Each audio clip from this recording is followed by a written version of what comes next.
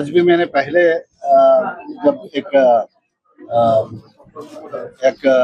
Girl मैं कहूँगा, उनको जब पूछा मैंने तुम्हारा क्या नाम है, ब्लड ग्रुप क्या है, बाद में पता लगा जिस तरह वो आंसर दिए हैं, बाद में पता लगा ये फिजिकली चैलेंज पर्सन है।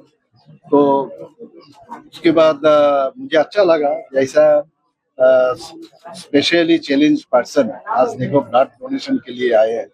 तो इससे एक चीज है कि त्रिपुरा में जो हमारा आवाज है, हम जैसे कहते हैं ब्लड का कमी ब्लड बैंक में नहीं होना चाहिए। तो हम लोग अब जानते हैं गवर्नमेंट लेवल में 12 ब्लड बैंक है और 2 प्राइवेट लेवल में है।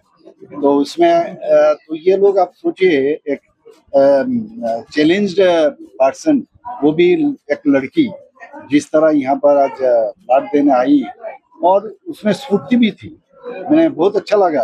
ऐसा नहीं है डरी हुई। तो इसको देख के जिसके अभी भी जो ब्लड देने में बहुत डरते हैं, इसको देख के कम से कम ये लोग भी थोड़ा सा इंस्पायर्ड हो और ब्लड देने सब आए और ब्लड दें।